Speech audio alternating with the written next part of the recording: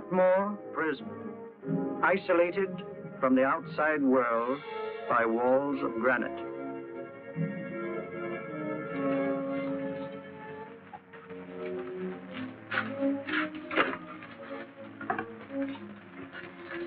They say you could get out of here by merely telling what you know. You may or may not be another Scotland Yard bloke. But I'll give you the same answer I gave the others. I still have 2 years, 8 months, and 6 days left in which to make musical boxes. That'll be sold at auction for the benefit of this delightful sanctuary. And I intend to serve them.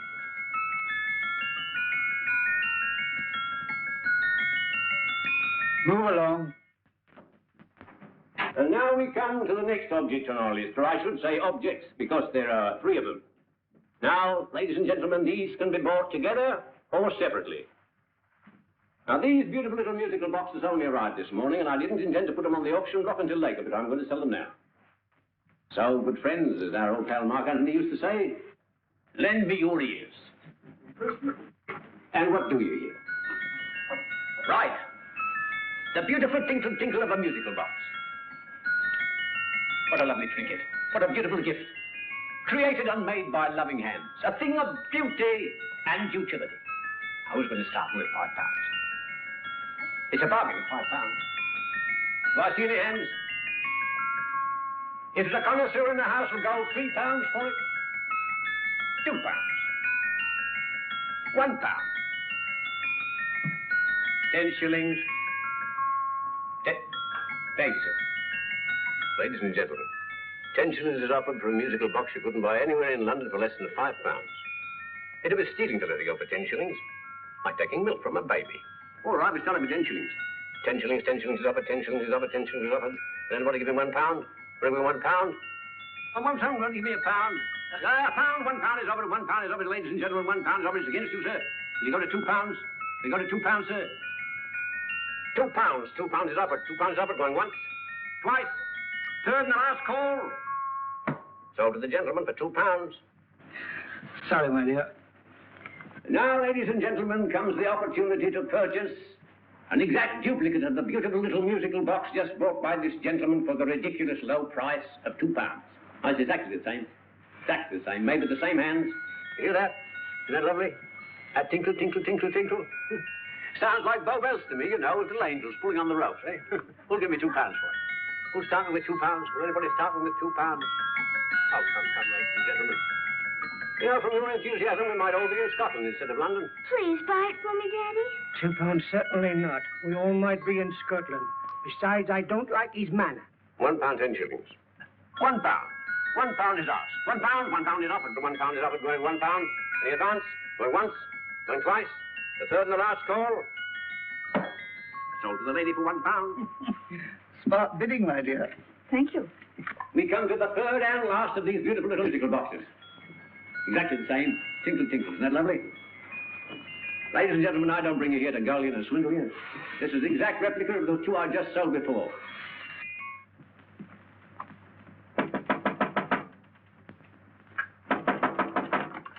We're closed. But this is extremely important. Come in, sir, come in. I'm sorry to disturb you, but I was unfortunately delayed from arriving in time to bid on certain articles which I was rather anxious to obtain. Oh, perhaps they weren't sold, sir. We are carrying several things over. What might the articles be, sir? 3 identical musical boxes, about so large. Oh, I'm sorry, sir, but they were sold. Pity you weren't here to bid on them. They didn't bring anything like the real value. I'm most anxious to obtain them. I wonder if your records would show who the purchasers were. Oh, we don't usually give out that information, sir. For certain, shall we say, sentimental reasons, I'm most anxious to get in touch with the purchasers. I'd be willing to pay, shall we say, £5. Well, for certain sentimental reasons, sir, we'd be very happy to oblige. Alfred, today's sale. The 3 musical boxes. Musical boxes, here we are. The first purchase for £2 for Mr. Julian Emery, 52 Portman Square. Write this address down, Alfred. Yes, sir. Second didn't leave any name. Oh, how unfortunate. I think she's a dealer. You see, they don't like us to know where the things are going. On account of the profits. You say the second purchaser was a woman, Can you give me a description of her? Oh, she was a young woman, fairly tall, slender, had a light complexion and dark hair, and she was wearing A grey suit, don't you remember? She probably runs a gift shop. She paid £1. You say she comes here fairly frequently? No, I didn't say so. But she does, sir. Like as not, she'll come in on Thursday. We have sales on Mondays and Thursdays. Oh. And the third box? The third, Mr. William Kilgore, 143B Hampton Way. For 10 shillings. Quite a drop from £2. Mr. Kilgore was a Scotchman. Oh. Well, thank you. You've been most helpful. Oh, thank you, sir. And any time you're passing, dropping, we always have lovely things for sale. Our card, sir? Thank you. I'll be back Thursday.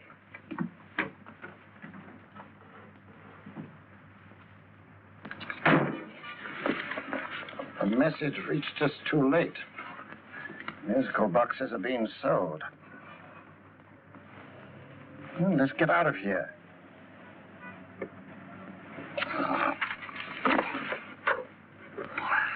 Someday you'll go too far. Reaching for a star, you fool. Yet a fool may touch a star, Colonel Cavanaugh, if he but reach high enough. But not possess it as you would. The musical boxes, they're being sold. What a pity for you, my dear Colonel. Is it my fault that the message reached us only an hour ago? Is it my fault that they were sold? You can't hold me responsible for that. Hope for your sake you're right.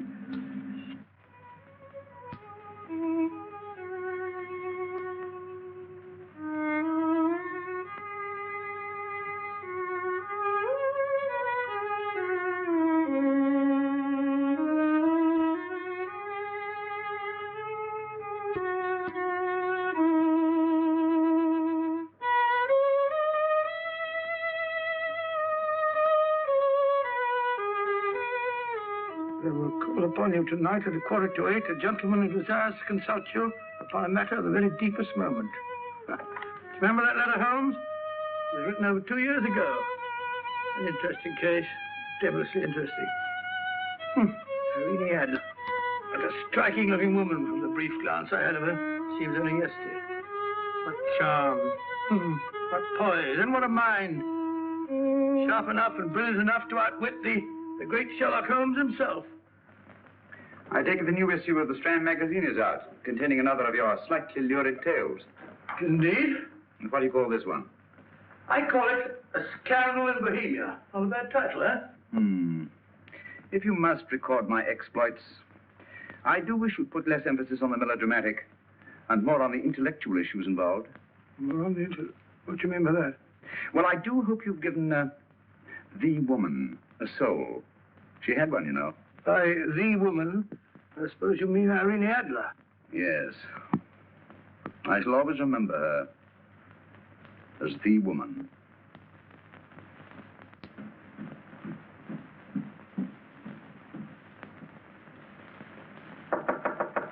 Sorry? I think. That's the old boy. How are you? How are you, old boy? I haven't seen you for years. I want you to meet my old friend Sherlock Holmes. Holmes, this is Stinky. In other words, Julian Emery. How do you do, Mr. Emery? Watson has often spoken of you. Oh, has he? Yes, we were at school together. Yes, more years ago than I care to remember, but you didn't come in here just to remind me of that. No, I just happened to be in the neighborhood and saw your lights burning, so I took the liberty of looking you up. Still writing your mystery stuff? Yes, there's a new one out this week.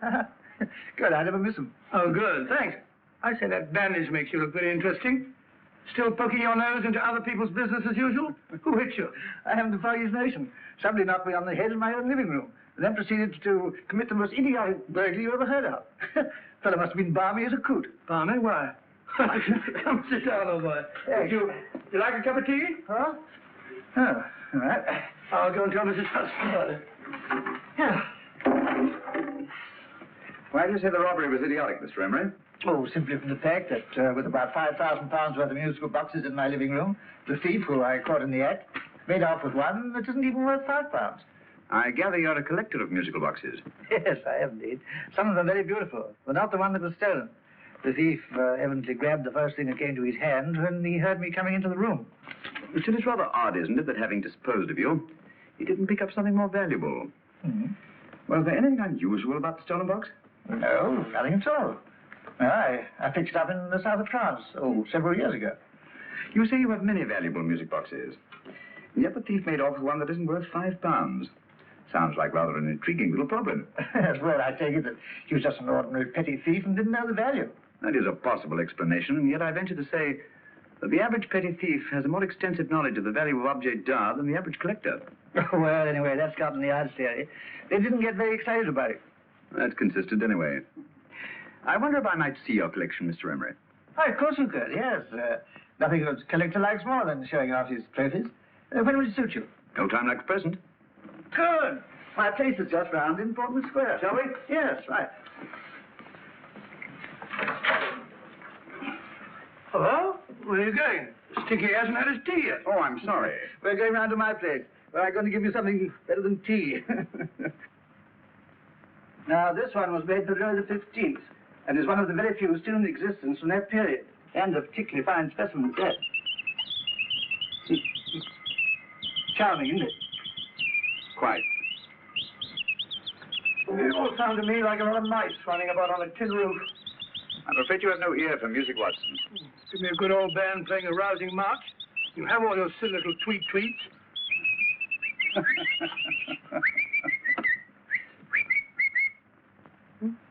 No. Is this me?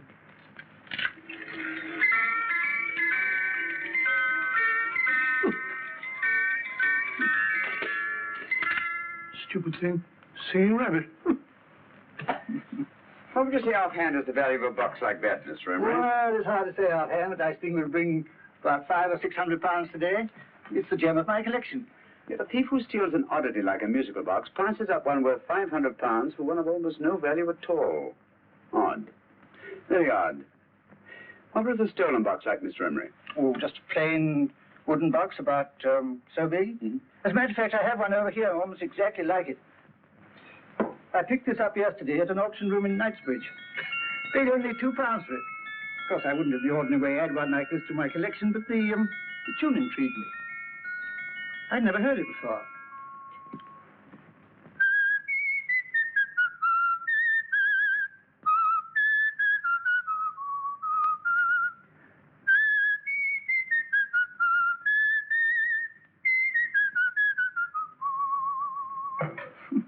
You have a remarkable ear for music, Holmes. Rather an unusual melody. Sit down, Will. Thanks. You say you bought that box at an auction sale yesterday? Yes, the Gaylord auction rooms in Knightsbridge. Mm-hmm. Run by old, what's his name? Crabtree. That's the man. At what time was the robbery committed? Oh, about 3 o'clock this morning. You know, Mr. Emery, that box and the robbery might well be cause and effect, especially since you say that the stolen box outwardly resembles this one a great deal. And Scotland Yard were not particularly interested, eh? Oh, yes, but I wouldn't blame them for that, especially as I told them I was quite unable to describe the thief, except, of course, for the fact that it was definitely a man. All you remember is that you came in here and someone struck you on the head. Yes, and the next thing I knew, my man was trying to revive me. It might be wise for you to put that box away somewhere and lock it up. Oh, I don't think that's necessary. Besides, everything's insured. Well, at least if any further attempts at robbery are made, I'd suggest that you call the police, rather than running into any personal danger. Oh, come, Holmes, aren't you being a bit of an alarmist? Possibly. Well, Mr. Gray with old Stinky. Seems to me you are making rather a mountain out of a molehill. Molehill is the word, old boy, and it's time you were in bed. Thanks so much for letting us see your place. How's this? Been glad meeting you. Holmes, I can't understand why you were so mysterious. Seems to me the petty thief explanation was the only sensible one. Really? I can't see how you can believe it was anything else. I didn't say I believed it to be anything else. The petty thief theory is the obvious one, I grant you. However, it's often a mistake to accept something as true merely because it's obvious. The truth is only arrived at by the painstaking process of eliminating the untrue. We are not able to do that in this case without further data. Rubbish, you're pulling my leg. You're trying to turn a tuppenny halfpenny robbery into an international plot. No, I'm not. I just hope that your friend Stinky is a little more cautious in the future. Just in case.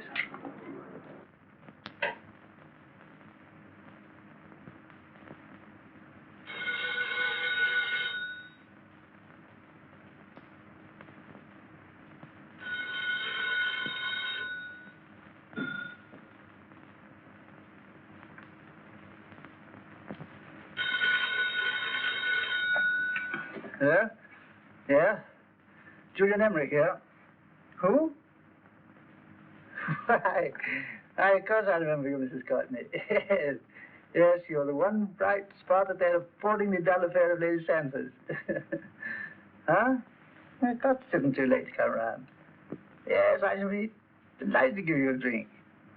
I tell you what, come straight up and I'll leave the door unlatched.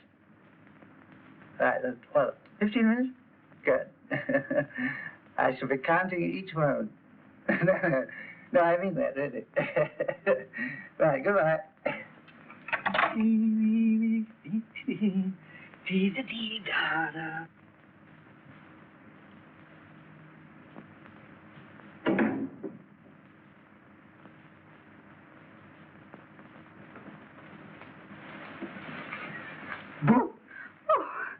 He startled me. Did I? Yes. Must be the pixie in me. I know I shouldn't have called you so late. But I was at a party just around the corner, and I remembered your invitation to see your collection of musical boxes. My dear Mrs. Courtney, the pleasure is all the greater for being so unexpected. My friends call me Hilda. Thanks. Mine call me Stinky. Thank you, how quaint. Oh, what a perfectly wonderful collection of musical boxes. You know, when you told me you had a collection, I had no idea it was so attractive. Yes. They appeal to the ear as well as to the eye. Oh, what a plain little one. Why, it looks just like a country cousin amid all this grandeur. No. You mustn't underestimate the country cousin. Only last night a burglar broke in here, and with all these to choose from, went off with one very much like it. Really? Yes, I don't mind the loss of the box so much, but I do resent this crack on the skull. But it makes you look so interesting. Oh, do you think so? It's funny, that's what old Fatso said. Fatso? I mean, Dr. Watson. He was here this evening with a friend, Mr. Holmes. He's interested in my collection, too. Sherlock Holmes? Yes. Do you know him? I've heard of him. Yes, he seems to think I'm in some sort of danger. What a haunting tune. It takes me right back to my childhood. Really? You know, it's odd that you should be interested in that particular musical box. Odd? Why? Because Mr. Holmes is also interested in it. He may have been more interested in the tune than in the box. I guess, yes, that's right. I remember now. He whistled it note for note, having heard it only once. Really? He must be a remarkable man. Bit of an alarmist, if you ask me. Don't you believe in warnings? Of course not. Who'd want a box like that? I would. You're not serious. Oh, but I am. Well, you put me in a very awkward position. I'm a collector, you know. And a collector buys but never sells. But if the price were high enough... The price has nothing to do with it. It's the principle of the thing. Yes, well, we haven't had our drink. No, thanks. I must be getting along. Must you, really? I'm afraid so. You're not walking out on me, are you? My reputation. Stinky. I say, you know, you are an attractive woman. Thanks.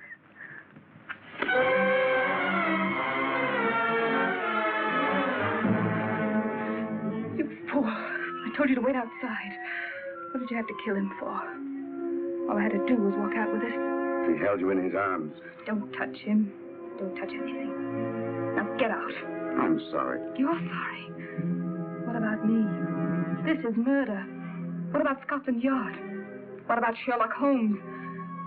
Now get out!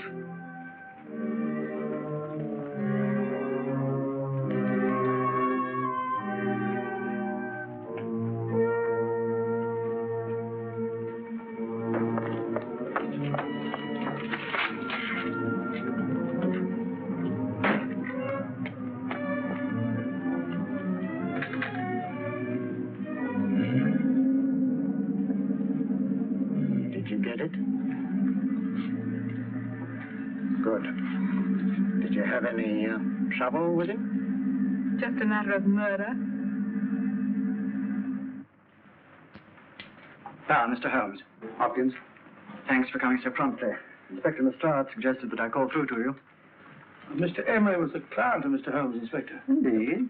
You didn't mention that when I telephoned you, Mr. Holmes. Well, not exactly a client, Inspector. Sergeant Thompson?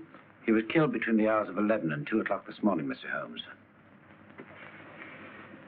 Must have been someone he knew, someone of whom he had no suspicion. Poor old Stinky. It's all my fault. I should have prevented this. Well, it's no time to start talking about that now, Doctor. Apparently it's gone. That's the second attempt on the musical box that Emery bought at the auction sale. And this time it was successful. But that box is only worth £2. It was worth a man's life, Watson. I think we'd better pay a visit to Gaylord's auction room and that fellow Crabtree. Inspector, may I suggest that you make a complete search of this flat for a small, plain, musical box about that size? Thank you. Come on, Watson. You say the first box went to Mr. Julian Emery. The second to Mr. Kilgore, 143B Hampton Way. And the third to the unidentified young lady who presumably has a shop and lives near Golders Green. That's right, Mr. Holmes. Isn't it rather strange, Mr. Crabtree, that you should have had 3 identical musical boxes all playing the same tune? Where'd they come from? Dartmoor Prison. Dartmoor? Yeah, we get a regular shipment from there every month. The inmates manufacture them. They make all kinds of things, you know, pipe racks, wastepaper baskets, musical boxes. Did you happen to notice if anyone showed any particular interest during the auction in the purchasers of these 3 boxes? Oh, come on, Mr. Crabtree. This is very literally a matter of life and death. Well, since you put it that way, Mr. Holmes, there was a gentleman came in here about an hour after closing time, and he was in an awful state, he was. He gave me £5 to tell him where the boxes had gone to. He said they had a sentimental value for him, sir. Expensive sentiment. Can you describe him? He was tall, distinguished looking, and he had grey hair and a moustache. He was quite a gentleman, sir. What was his reaction when you were unable to supply him with the address of the young lady who owned the shop? I told him the young lady usually come back on Thursday. He said he'd come back on Thursday. Now, that's tomorrow. Thank you, Mr. Crabtree. You've been very helpful. Thank you. Come on, Watson. Where are we going now, Holmes? To the home of Mr. Kilgore, the man who bought the third box.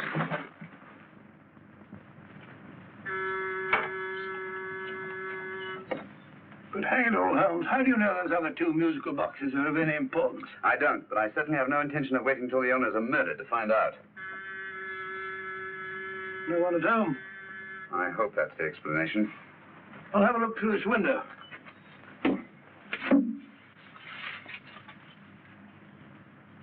Doesn't seem to be anyone there.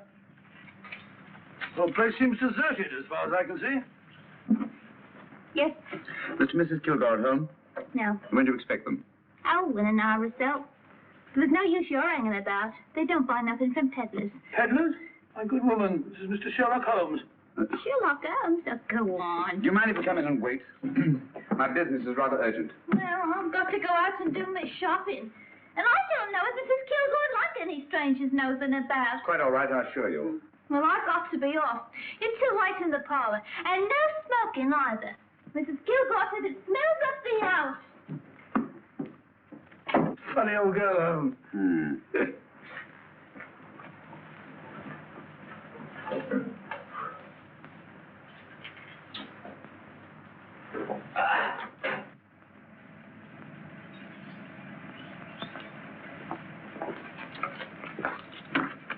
Park Lane.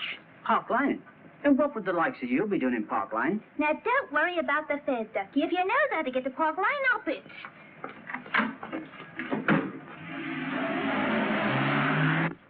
Holmes, I've been thinking. There must have been something hidden in that box of those stinkers. Stolen jewelry, Hostler. What's up, Holmes? Listen. What's just the steam in the water pipes?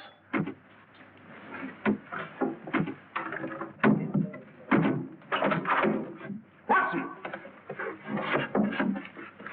Great Scott! Come on, Holmes. Get on the chair here. It's all right, my dear. There. Now, don't worry. It's all over. There you are, dear. Don't cry anymore. She tied me up and shut me in the cupboard. I know. She won't come back. Did you show her your new musical box?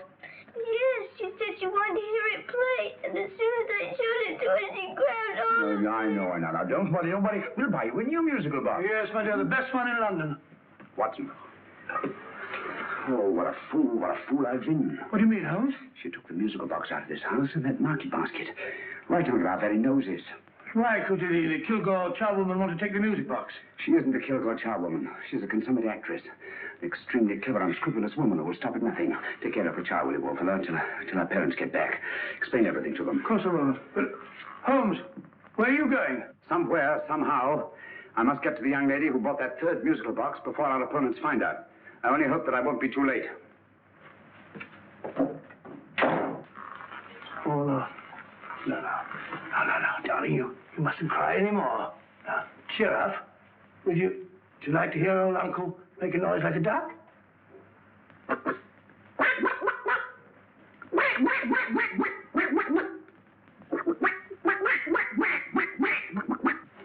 Oh, sorry.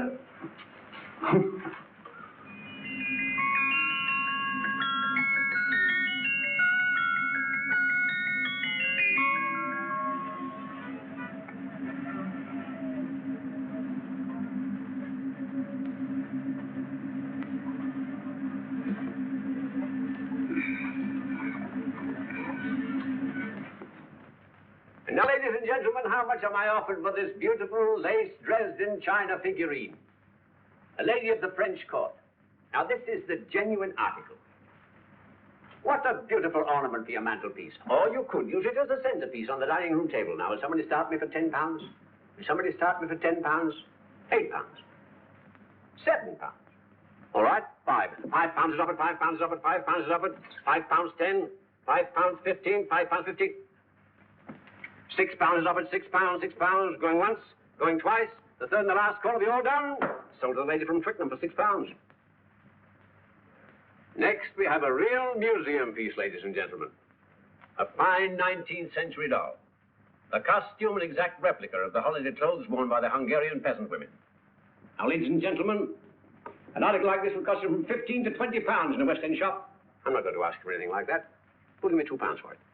£2. Anybody offer me £2? £2 for the Hungarian? £2? £1. What? Anybody give me £1? Anybody offer me £1 for the doll? £1 is offered, ladies and gentlemen. £1 is offered. Now, I'm not going to waste your valuable time or mine in trying to get one half of what this beautiful doll is worth. If the young lady can steal it for £1, that's her good fortune. So it's going once, it's going twice, the third and last call. Any more? Sold to the young lady for £1. And now, ladies and gentlemen, may I draw your attention to something which may be a great surprise to you, worthy of any collection. The only other one like it is in the British Museum. It's a Ming vase of the 7th dynasty. This vase lay in a large collection somewhere outside Rome for over 2 centuries, I understand. It was discovered there by the noted antiquarian Sir Andrew Coppleston. Now, some of you may remember Sir Andrew Coppleston. Besides being a noted traveler and antiquarian, he's also a gentleman rider. A girl with a parcel in her hand. That's her. Are you sure that's the girl? Well, she fits perfectly the auctioneer's description. Follow her, Hamid.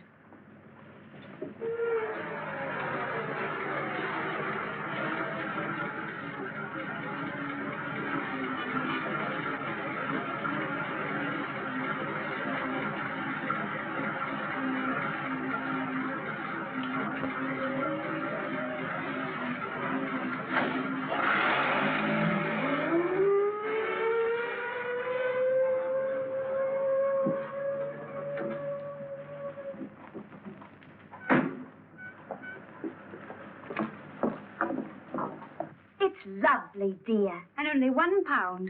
We can get at least 3 for it. Easily. I'll go make some tea. I could do with a cup. Right. Good afternoon. Good afternoon. I'm looking for a birthday gift for a 7-year-old girl. What would you suggest? We have some lovely dolls. Now, this Hungarian... I think she has enough dolls already. Books are always welcome. Well, I'm looking for something a little different. Well, that's rather cute. What is it? Well, that's a musical box. Children always love them. And this is an exceptionally nice one. It plays many tunes.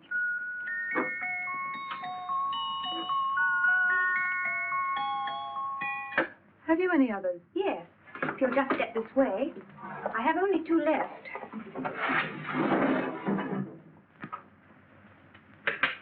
How nice.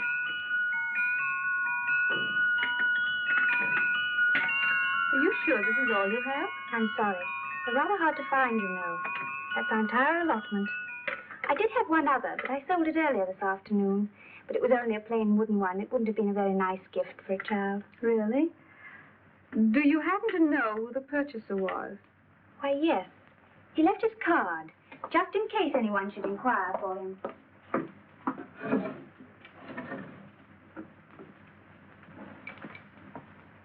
How interesting.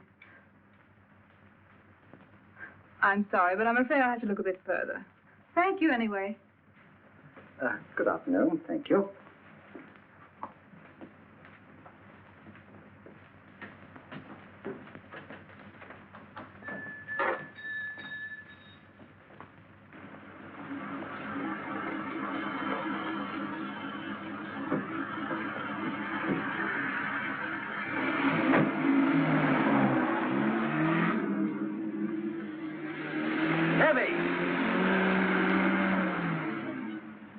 Follow that cab. Here, now, what? Scotland Yard.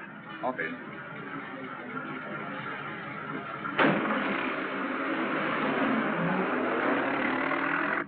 Sherlock Holmes. I might have known. We thought we were the hunters, instead of which we're the hunted. We've been fools. We played right into his hands. Of course. He's had us followed. Don't look. The man in front of the toy shop. Hamid, turn sharp right at the next corner and again at the next.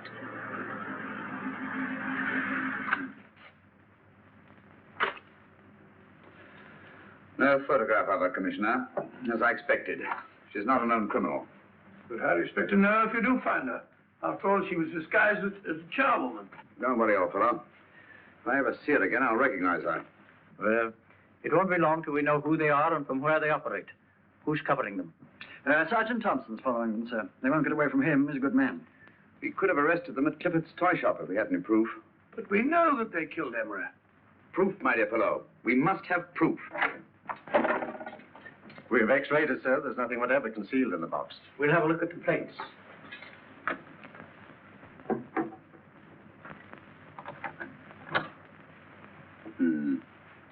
There must be some clue.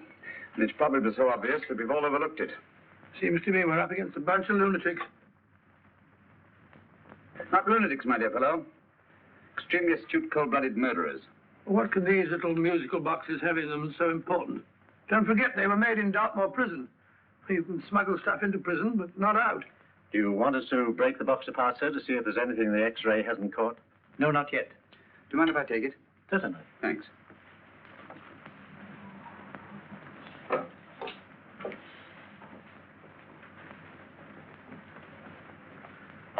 The governor of Dartmoor Prison informed us, sir, in answer to Mr. Holmes' question, that all three musical boxes were made by the same convict, John Davidson, serving a 7-year term, sir. Davidson? The Bank of England plates. That'll be all. Yes, sir.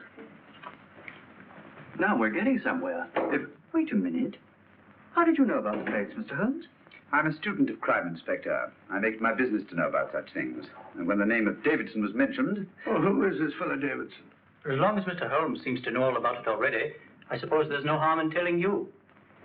2 years ago in London, there occurred a robbery of such tremendous importance, although the stolen articles themselves have no intrinsic value whatsoever, that the Home Secretary was instrumental in seeing that not a word of it appeared in any newspaper. But you never told me anything about this, Holmes.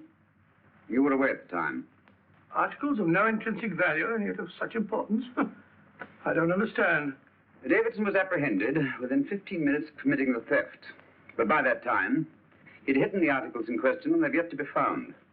Before going further, Dr. Watson, I must inform you that this matter's not to be mentioned outside of this room. Of course not. Do I look like a man who gossip?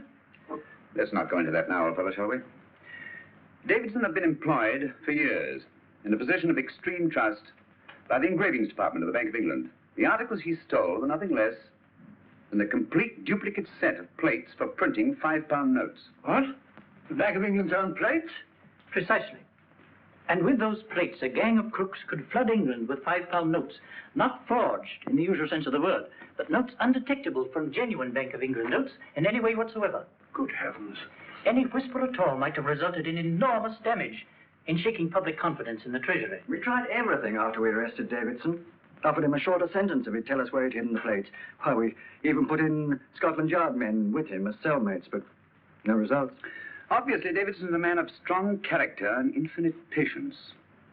Yet suddenly he feels impelled to smuggle out the secret of the hiding place of the plates to his confederates.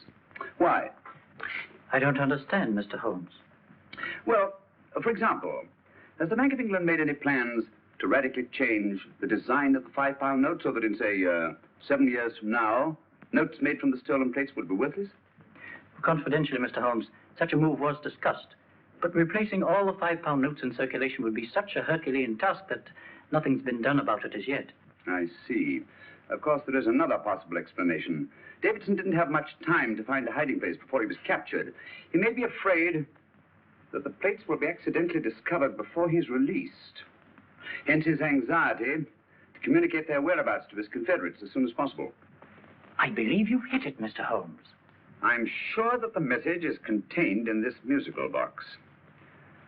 Or rather, in all three musical boxes, since possession of all three seems to be essential. Our opponents have 2/3 of the puzzle, we have 1/3. Well, what are you going to do, Holmes? Try to deduce the message from the 1/3 that we have.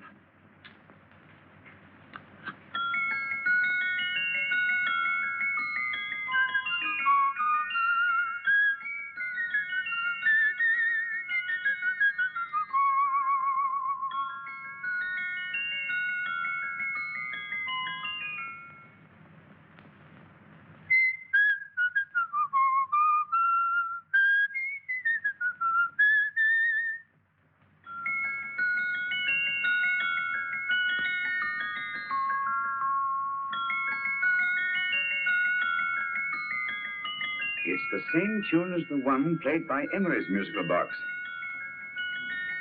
And yet it's different. Sounds the same to me. The tune. Somehow the tune is the key to the mystery. It must be the tune.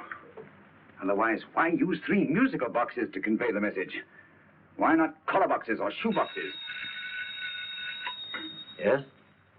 Oh. It's for you, Inspector. Oh, thank you, sir. Inspector Hopkins speaking. What? Where? Golders Green Station reports they've just found Sergeant Thompson's body. From the tire marks on his clothes, he was apparently run over by a taxi. What an unfortunate accident. Not an accident, my dear fellow. I'm afraid it's murder. You never know just who you're going to meet when you're walking down a busy London street.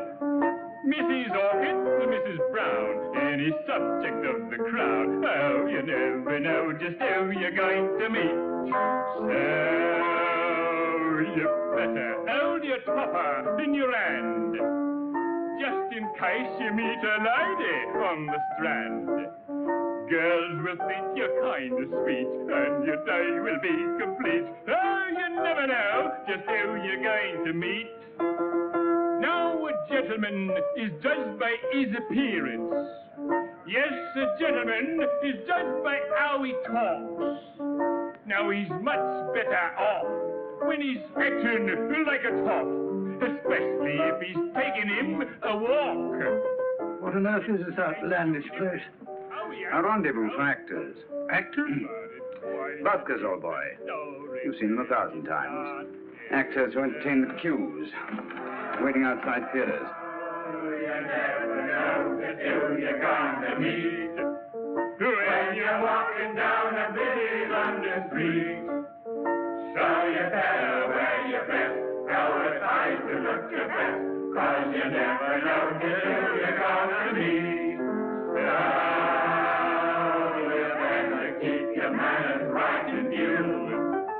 Just in case the line gives a how you do. Keep your trousers in a pleat, shine your shoes and keep them neat, 'cause you never know just who you're gonna be. Blimey. Mr. Holmes. How are you, Joe? Never met him. And yourself? Fine, thank you. I want you to meet a friend of mine, Dr. Watson, Joe's sister. Oh, well, any friend of Mr. Holmes is a friend of mine. Hi, Joe. He did me a good turn once that I'll never forget. Yes, I cleared Joe of a most unpleasant charge. Murder, no less. Oh, really? By proving to the satisfaction of the police that he was busy at the time blowing open someone's safe. That's right, Governor. Good gracious me. Joe, now you can help me. Come on, buzz off, buzz off. Come on, off it, off it. Can a gentleman have some peace and quiet around here? You too. There you are, Mr. Holmes. Now we can have some peace and quiet around here. Thank you, Joe. There's £5 in this for you. Well, I wouldn't want to take it on myself, sir, but I can get somebody to do it for you for half of that. You don't know what the job is yet. For £5? Murder, ain't it? What? No, Joe, not murder, just music. I want you to identify a song for me. Oh, there ain't a song that's been written that I don't know. That's why I came to you. Of course, the violin is more my instrument, but, oh well. Here we go. Now listen to this, Joe.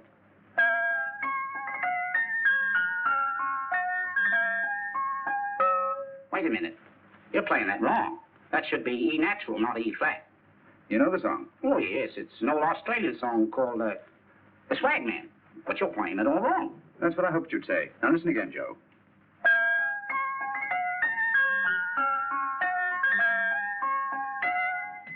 That's the same tune, all right. But you're making different mistakes than you did the first time. No, not mistakes, Joe. Call them variations. Here, play the song for me, will you? The way it's written.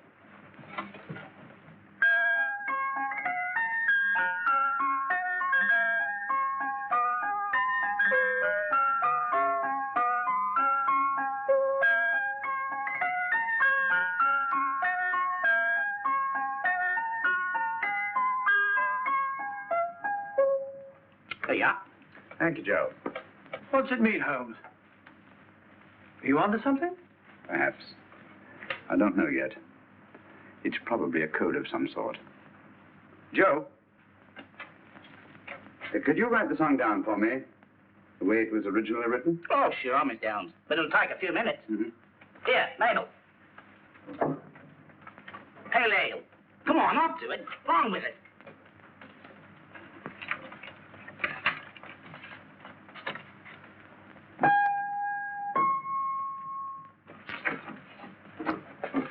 Well, obviously it isn't the lyrics. No combination of those words made any sense at all. The variations in the way Emery's musical box played the tune are different from the variations in the one we have. You sure? Quite.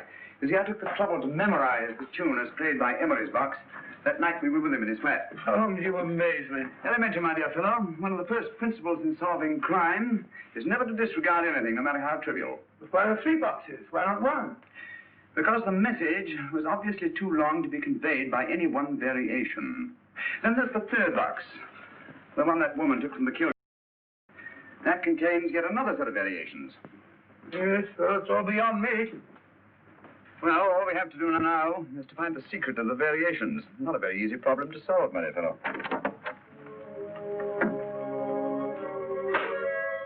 Hello.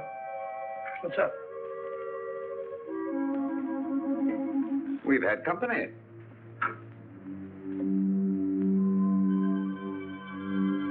I say, this is outrageous. Ask Mrs. Hudson to come in here, will you? Right.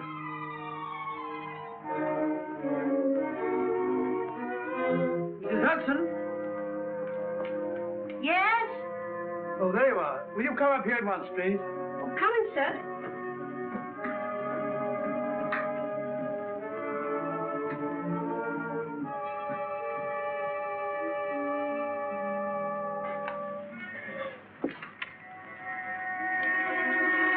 Mercy me, Mr. Holmes. What has happened? Who called while we were out, Mrs. Hudson? Just a young lady. The one who said you wanted her to wait for you. And a nice-looking old gentleman with Our her. friends again, Watson. Friends? What did the young lady look like? Oh, I couldn't see her face. She had a heavy black veil on. But she had such a nice way with her. Oh, I'm sorry, Mr. Holmes, if I've done anything wrong. But you did say I should always let clients come in and wait for you. Don't worry, Mrs. Hudson, don't worry. You had no way of knowing. It's quite all right, quite all right. Now, don't worry, Mrs. Hudson. Don't worry. Well, where on earth's the musical box? They didn't get it. Didn't get it? Where is it? It's in your hand. Huh? In that biscuit jar. Take the biscuits off the top. Now, put your hand inside, and you'll find the music box. Well done, Holmes. Well done. Amazing.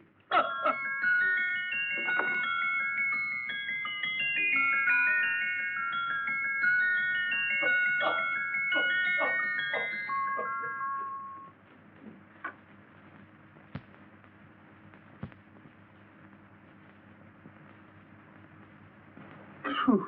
Nice fresh smell. Like a pub after closing time.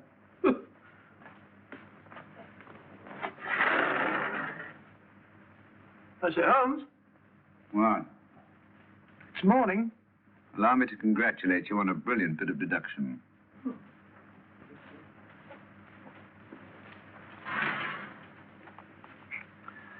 It's not a transposition, not a polygraph transposition, not a trigraph, nor any known form of decoding. How about the Morse code? Have you tried that? Yes, at about 3 o'clock this morning. I'm sorry, old man. I was only trying to help.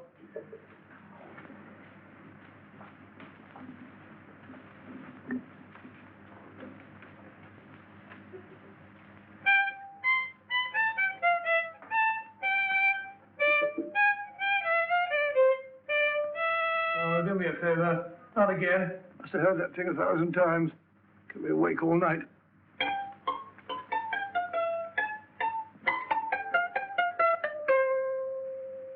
Not a very distinguished composition, I grant you.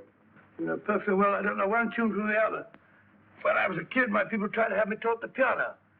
I've always felt sorry for that old teacher of mine. The poor old girl finally reached the point of numbering the keys for me. 1, 2, 3, 4. Even then, I never progressed beyond it. Numbering the keys, Watson. The 19th key of the keyboard is the 19th letter of the alphabet. S. Here. Write it down when I give it to you, old fellow, will you? The first altered note. Write S first. Now, the 8th key is H. The 5th key, E. The 12th key, L. The 6th key, F. S-H-E-L-F. Shelf. Your piano lessons were not in vain, old fellow. You've solved it. Thank you. Thanks, old man. Hold it. We now have 2/3 of the message. Behind books, third shelf, secretary, Dr. S. Presumably, these are the first and second portions of the message. And this gang has the first and third parts of it. Precisely. Then it's a stalemate? Yes, Commissioner, but we can't leave it like that. There's no doubt in my mind that they'll try to secure our third of the message that's missing. Well, I assume you've taken every precaution to guard the Clifford music. Oh, yes, it's carefully hidden at Baker Street with Dr. Watson on guard. However, I'm reasonably certain that, difficult as it may be, we can find the plates even without the missing part of the message. Behind books, third shelf, secretary, Dr. S. Outside of the fact that Davidson hid the Bank of England plate somewhere in London, Mr. Holmes, I don't see that we've progressed at all. Allow me to point out to you, sir, the key words, Dr. S. It looks as if the plates were hidden in the house of the doctor. Whether S stands for his first or last initial remains to be determined by a process of elimination. Well, there must be 10,000 doctors in London with S for a first or last initial. Precisely. And every one of them will have to be questioned in person. That's why I say this is a task for Scotland Yard. It's a task, all right. But Scotland Yard has searched worse haystacks and found the needle. Well, for the time being, I'll leave the matter in your hands, gentlemen. We'll call you if and when we get a lead on our mysterious Dr. S. In the meantime, I intend to follow up a little clue concerning a cigarette.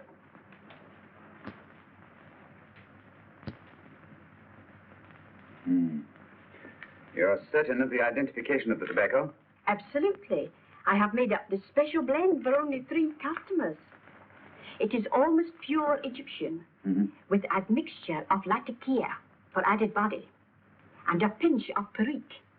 Merely a whisper, as one might say, for elusive fragrance. Yes, yes. And the 3 customers? Major Wilson in Bombay, India. Mrs. Catherine Leamington Smith in Ireland. Yes, and the 3rd?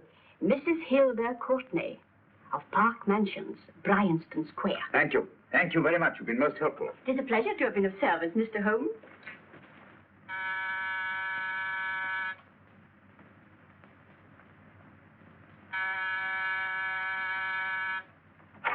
Yes? Mrs. Courtney? Yes. My name is Sherlock Holmes. Oh, do come in. Thank you. I've heard of you, of course, Mr. Holmes.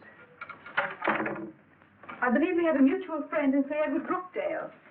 He's spoken to me of you quite often. Indeed. And to what good fortune am I indebted for this visit? I think you know Mrs. Courtney. Well, I did get a summons for thieving last week. But outside of that, I don't think I'm of any interest to the police. Oh, come now, Mrs. Courtney. You seem to forget that you and I have met before. I'm sorry. I'm sure I would have remembered meeting the great Sherlock Holmes. Please sit down. Thank you. You say we met before? Yes. At the home of Mr. and Mrs. Kilgore, 143B Hampton Road. Kilgore? I don't think I know anyone of that name. Well, I didn't say you knew them. As a matter of fact, you called on them when they were out. I don't understand, Mr. Holmes. Really? And you were dressed rather differently. Indeed. Cigarette? Thank you.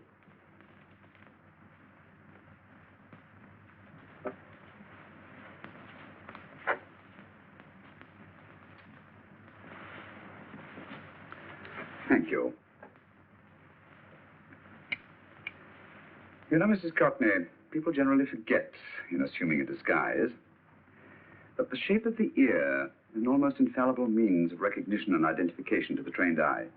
Evidently, you've mistaken me for someone else. Oh, no, not at all. Though naturally, I expected your denial.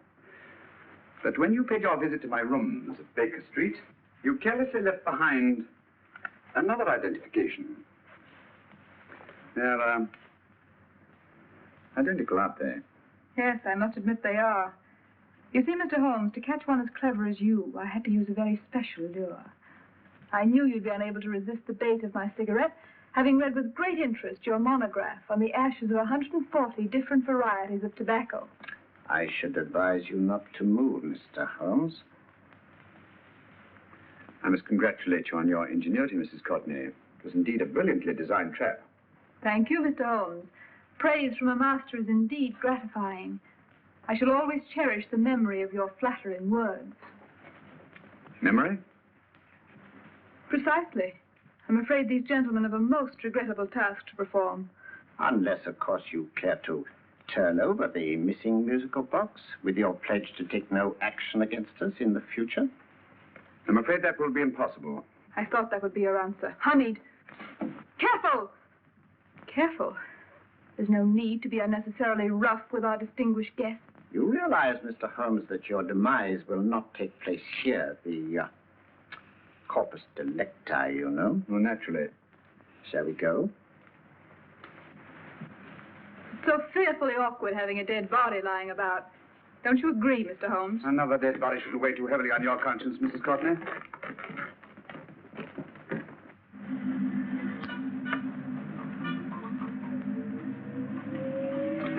You mind if I have a cigarette? Don't see why not.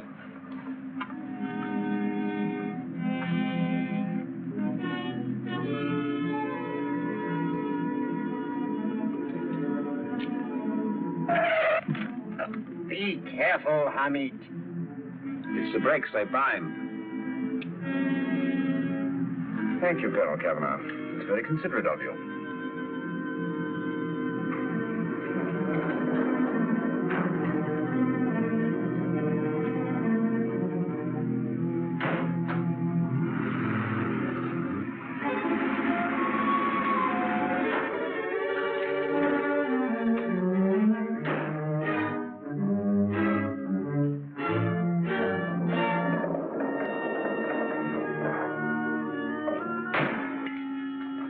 You'll be happy to know, Mr. Holmes, that your death will be a painless one.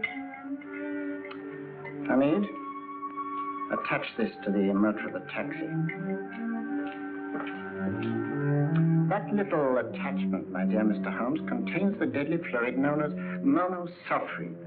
The Germans use it with gratifying results in removing their undesirables.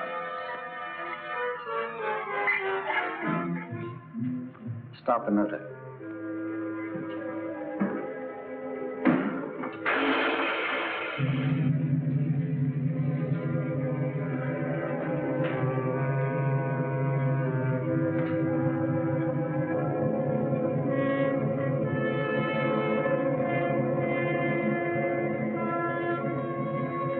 Tape his mouth.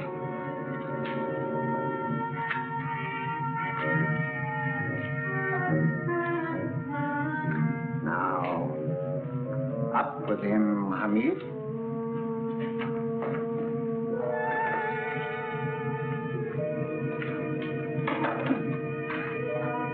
You find yourself like Muhammad's coffin, Mr. Holmes, suspended between heaven and earth.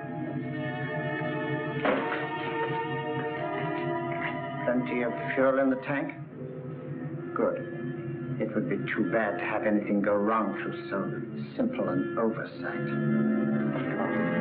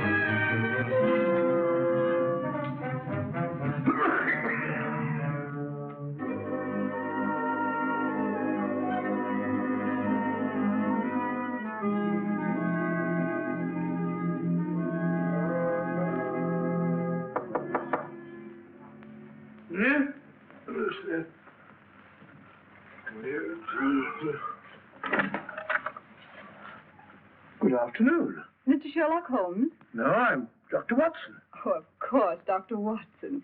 How stupid of me. Oh, sure. This is stupid of me. Won't you come in? Well, I really came to see Mr. Holmes. Oh, I'm afraid he's out. I don't know when he'll be back. Perhaps there's something I can do. Well, won't you sit down? Thank you. You know, Sherlock Holmes and I have been engaged on a great many cases. Oh, really? Yes, indeed. As a matter of fact, this very moment, we're involved in one of the most baffling... Oh, well, won't you tell me your trouble? I may be able to help you. It's very kind of you, Dr. Watson. Perhaps if I wouldn't be imposing too much. Imposing? Oh, there's no imposition. No imposition at all. A pleasure, I assure you. Now, tell me all about it, Miss Williams. Mrs. Williams. I live in Surrey, Dr. Watson, and I've come up to London in sheer desperation. My only sister has disappeared, and the local police seem utterly unable to find her. Well, Holmes and I solved a case exactly like that once. Very interesting, as far as I remember. I call it the adventure of the solitary cyclist. Oh, sorry.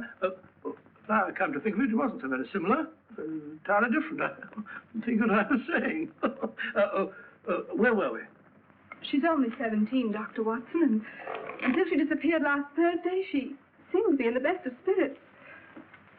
Possibly a romantic entanglement? Oh, no, nothing of the sort. She left no note, didn't even pack a bag, no explanation.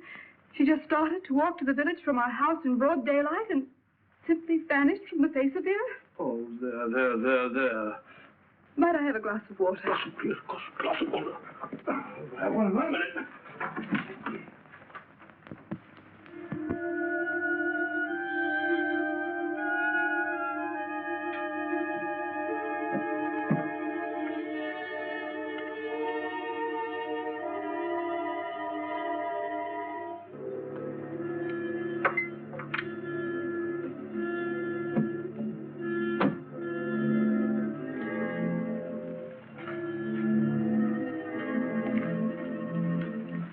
There you are, my dear. Thank you, Dr. Watson.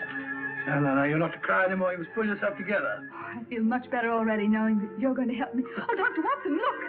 Good heavens! Get through the fire brigade, quickly! Haven't you a fire extinguisher?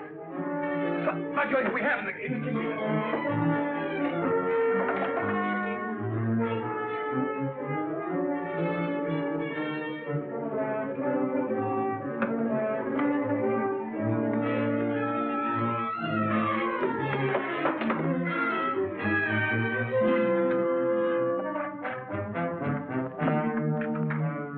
Miss Williams, we'll have this thing out in no time.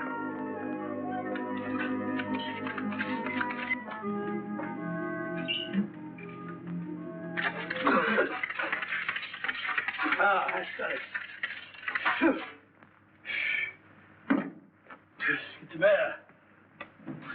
Well, you see, there was no need for the fire brigade after all. I hope you weren't too frightened, Miss Williams. Gone. That's the trouble with women. They always lose their heads in an emergency. Well? A musical box. Great Scott! Miss Williams! Well? Good. And Holmes? By now, Mr. Holmes has no doubt exchanged his violin for a harp. Always assuming that heaven is his destination. And now that we have the missing musical box.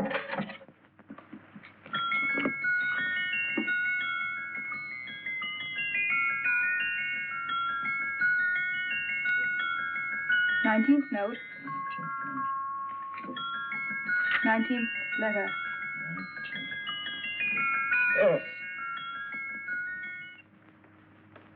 He hasn't been there, you say? Holmes, where on earth have you been? I've been trying to get you at the club, at Scotland Yard, all over London. You're looking for me in the wrong places. Holmes, terrible things happened. I've been duped. That woman, she made a complete fool of me. Well, what do you mean? Well, she came here, let off a smoke bomb. I thought the whole place was on fire, and my first thought was to save the musical box. No need to say any more. She has the box. Yes. Don't blame yourself too much, old fellow.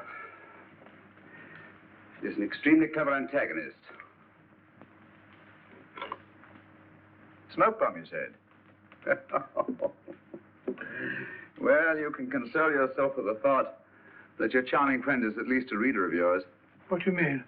If I remember correctly, you wrote about my little experiment with the smoke and the cry of fire in a story you entitled A Scandal in Bohemia, which has just appeared in the Strand magazine. All right, old boy. Don't rub it in. Well, it may cheer you up to know that you made a fool of me, too. That cigarette stub was planted here for one express purpose. We're going to bandaging around this place. Bandaging? What's the matter, Holmes? You hurt? Explanations will have to wait until later. At the moment, we're faced with a problem which I fear is insurmountable. Come over here, old boy, will you? Right. Our opponents are in possession of all 3 parts of the code. And here are we, while the Bank of England plates pass into their possession. Cheer up, old fellow, cheer up. As Dr. Samuel Johnson once said, there's no problem the mind of man can set that the mind of man cannot solve. What's that, old fellow? I was just quoting Dr. Samuel Johnson. He said there is Thank you, Watson. Thank you. Leaving the front reception room, we come into the main hall, where Dr. Johnson was in the habit of passing through to have his meager meals in the dining room opposite, in company with his friend and biographer, James Boswell. We will now pass up the stairway, which remains in its natural wood finish, just as it was when the good doctor was here.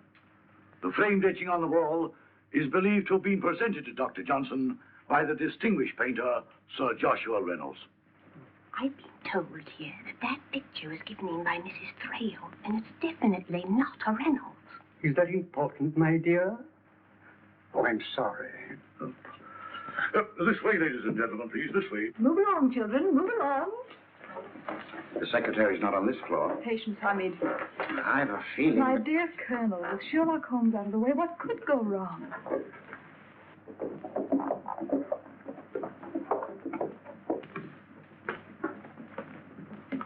And here we have the Garrett Library, in which Dr. Johnson wrote his famous dictionary, and in which you will see also many of the great man's books and other items of interest. Step forward, ladies and gentlemen, please, step forward.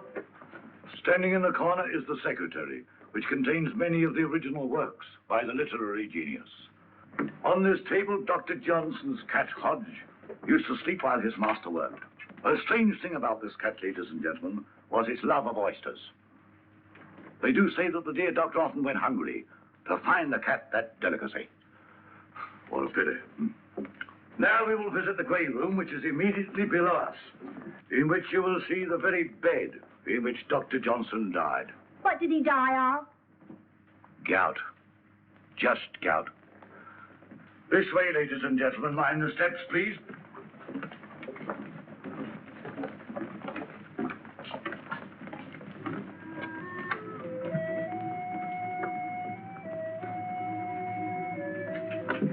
Your keys.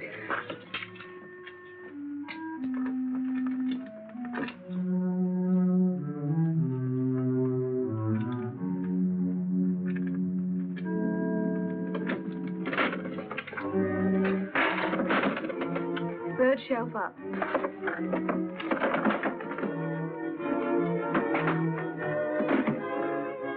The knife.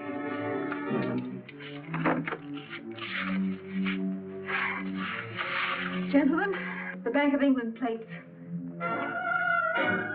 Oh, Mrs. Courtney. So we meet again. No, I shouldn't do that if I were you, Colonel Cavanaugh. I must congratulate you, Mr. Holmes. You're far more clever than I thought. Thank you, Mrs. Courtney. Praise from you is indeed gratifying. I shall always cherish the memory of your flattering words. Memory? Oh, thank you. And now I have a most regrettable task to perform.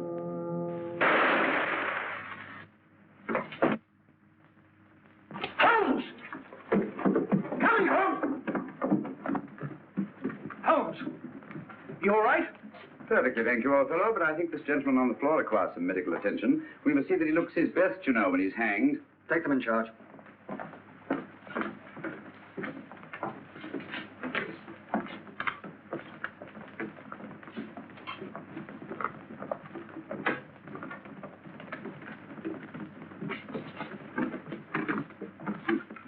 A brilliant antagonist.